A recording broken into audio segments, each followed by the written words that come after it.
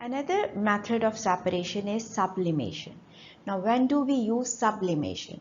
Sublimation can only be used for those solids if one of the solid can sublimate out in the mixture. If one of the solid can sublimate, then we use sublimation. Now, what is sublimation of a solid?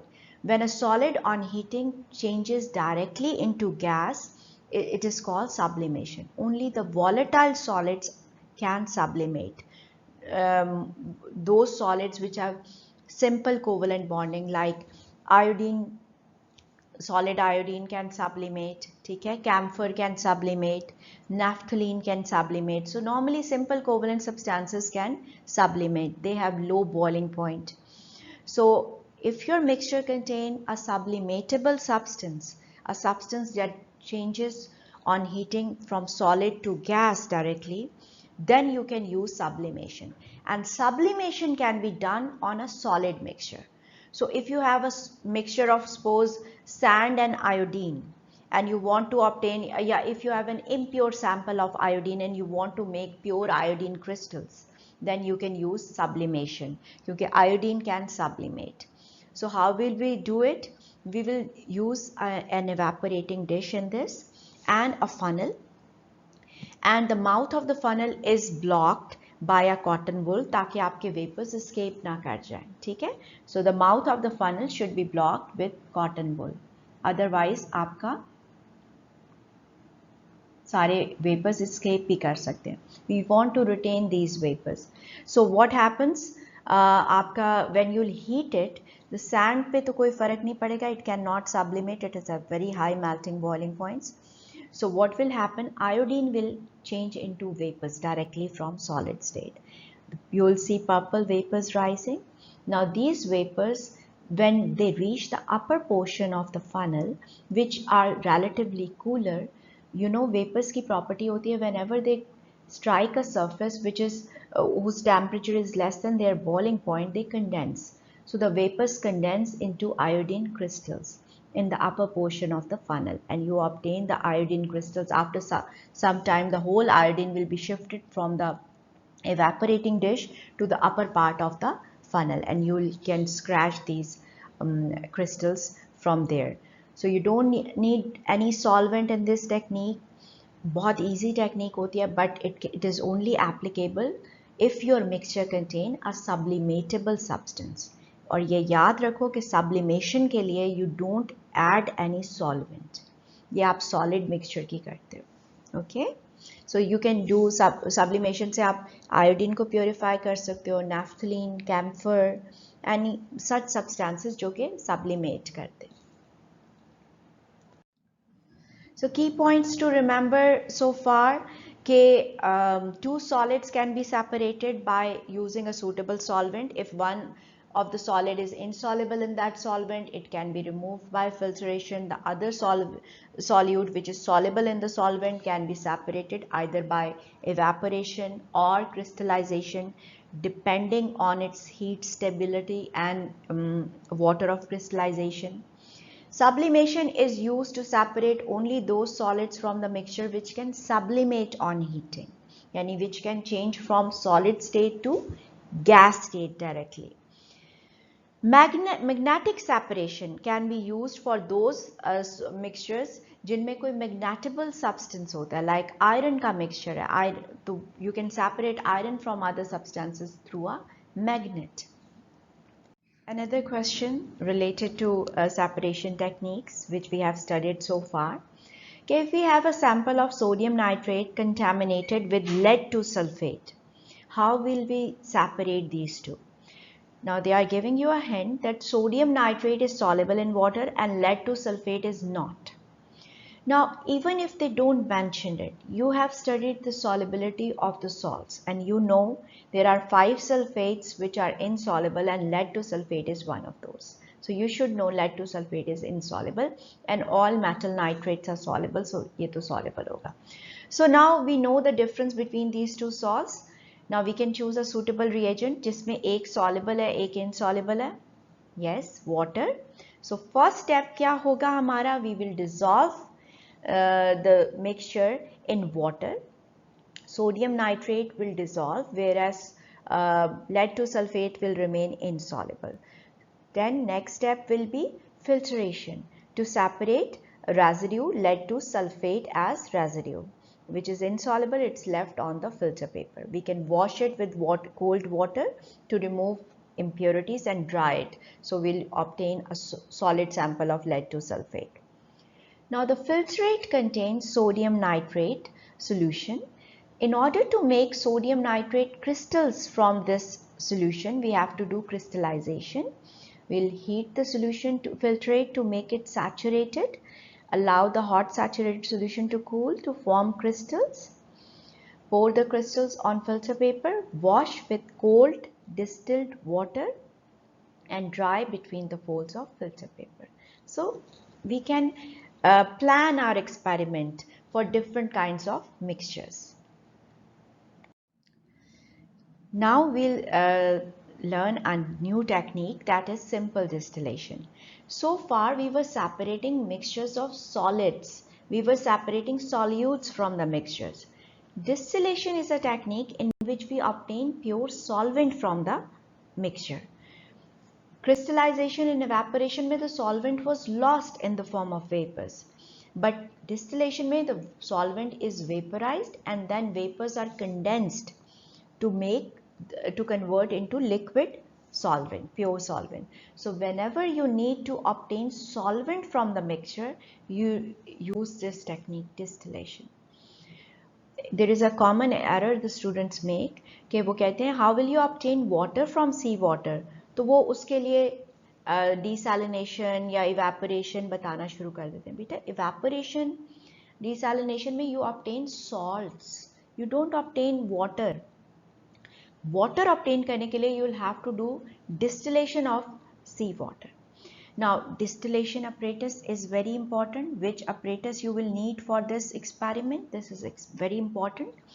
You must know how to draw it as well. The main essentials for this experiment of distillation are a boiling flask, it's a round bottom flask, distillation flask भी बोलते हैं इसको, a condenser, water condenser, Liebig condenser हम use करते हैं, a collecting vessel, right? It should be a narrow mouthed vessel. Beaker is not a suitable collector because beaker has an open mouth and it will have a faster rate of evaporation. Narrow mouth collecting vessels like a conical flask will reduce the rate of evaporation because distillation is a very slow process. It takes hours. So if we allow it to stand in an open mouth container, most of the distillate will evaporate and it will be lost. So this apparatus you also need a thermometer to record the temperature of the liquid which is being distilled. Okay? So how do we carry out this experiment? For example, if you want to obtain water from sea water, you will salt solution. So you will take the salt solution in your boiling flask. You will add boiling chips. Broken pieces of china or glass are added. These provide uniform heating and stops bubbling, which may cause breakage. Okay? So boiling chips are added to perform uniform heating of the liquid.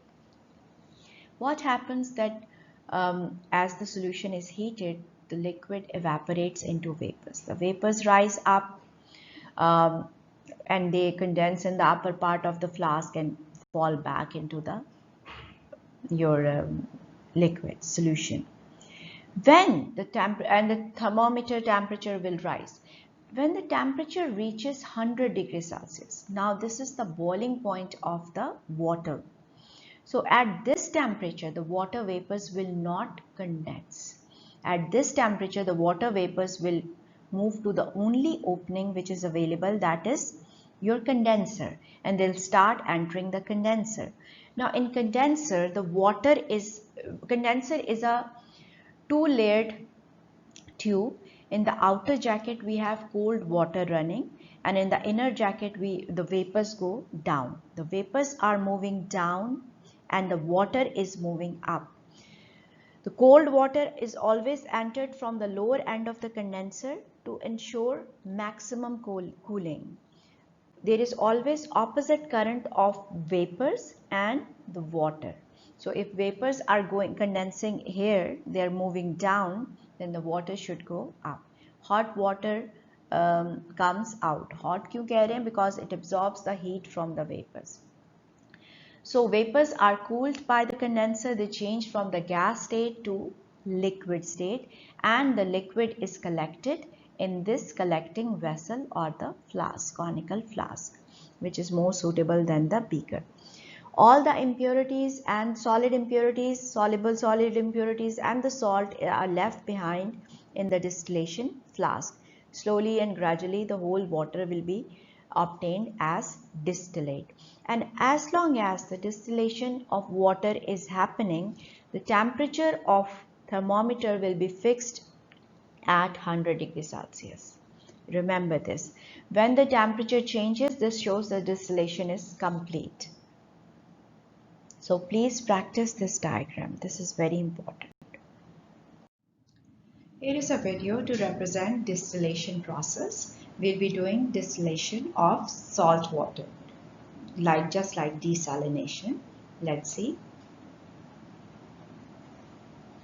Okay, salt water is taken in the boiling flask, and the boiling flask is held at its place with an iron stand, and as the liquid is heated, the water vapors rise and they enter the condenser where the vapors are cooled.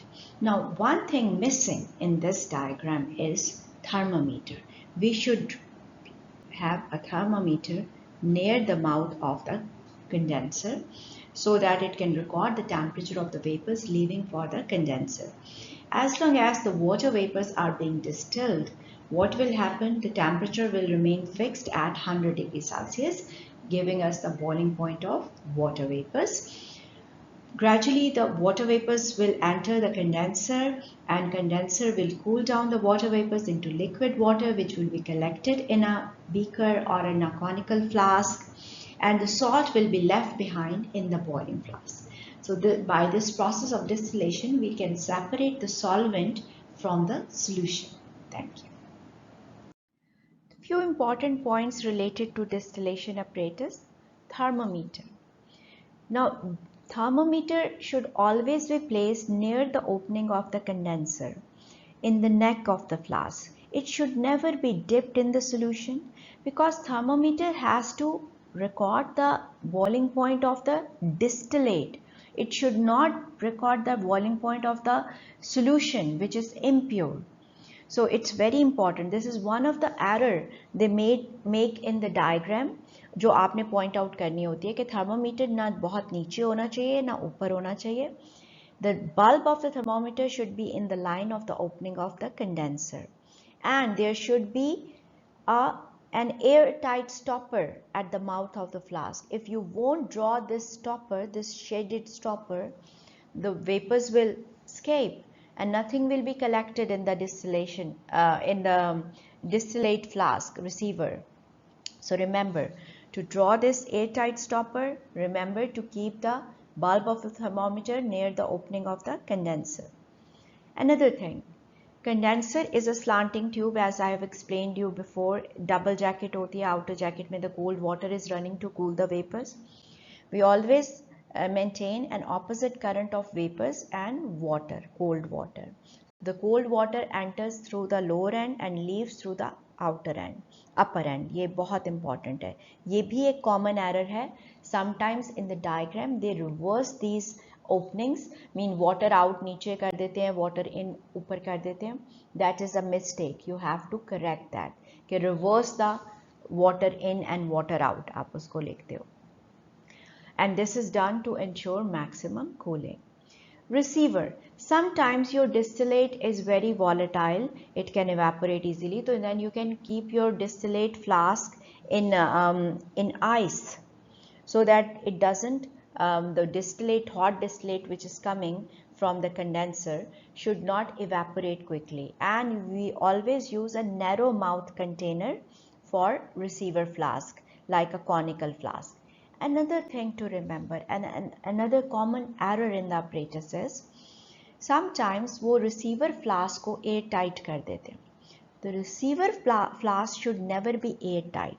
That will build up pressure and distillation will not occur or the apparatus may explode. यहाँ पे देखो distillation flask airtight होती है. The receiver flask should never be airtight.